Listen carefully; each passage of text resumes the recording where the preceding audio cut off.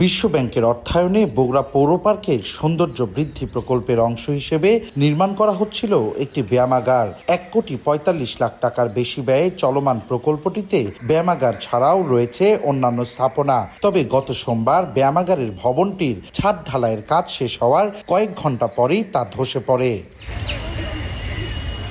স্থানীয়দের অভিযোগ, বেশি লাভের আশায় ঠিকাদারি প্রতিষ্ঠান ও পৌর কর্তৃপক্ষের যোগসাজশে তড়িঘড়ি করে নিম্নমানের সামগ্রী দিয়ে কাজ করতে গিয়ে এই ঘটনা ঘটেছে।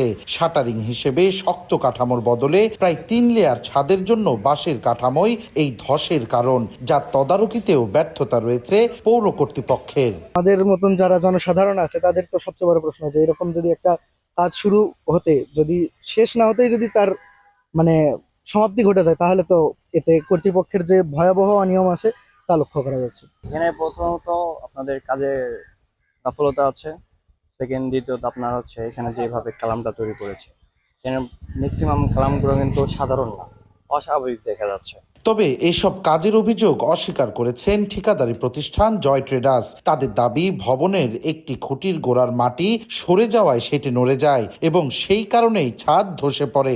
বিষয়টি দ্রুত সংস্কার করা হবে বলেও জানান তারা।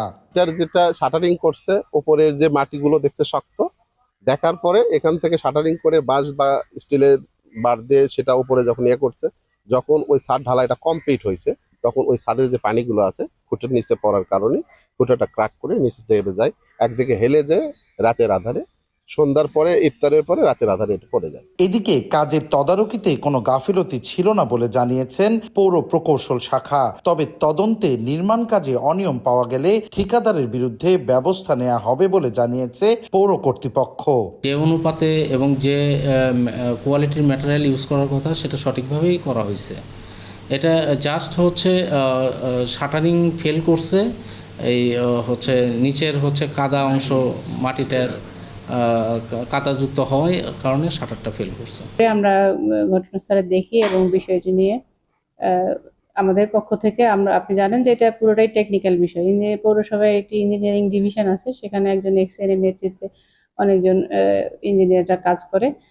তাদের কাছে এটার জন্য ব্যাখ্যা চাওয়া হয়েছে যে এটা কি জন্য হলো এবং মনিটরিং আরো যথাযথভাবে করার জন্য তাদেরকে অফিস থেকে বলা হয়েছে এবং একই সাথে যে ঠিকাদার ওখানে কাজ করছিলেন তাকে এই বিষয়ে সতর্ক করা হয়েছে এবং এরকম ঘটনা যাতে ভবিষ্যতে আর না হয় সেজন্য তাকে সতর্ক করে অফিস থেকে চিঠি দেওয়া হয়েছে। 2025 সালের জানুয়ারি থেকে শুরু হওয়া এই প্রকল্পের কাজ শেষ হওয়ার কথা ছিল একই বছরের 11 নভেম্বরের মধ্যে। তবে পৌর কর্তৃপক্ষ ও ঠিকাদারের অবহেলায় দ্বিতীয় দফায় আবারও বাড়তে পারে এই প্রকল্পের মেয়াদ। সঞ্জু রায়, দেশ টিভি, বগুড়া।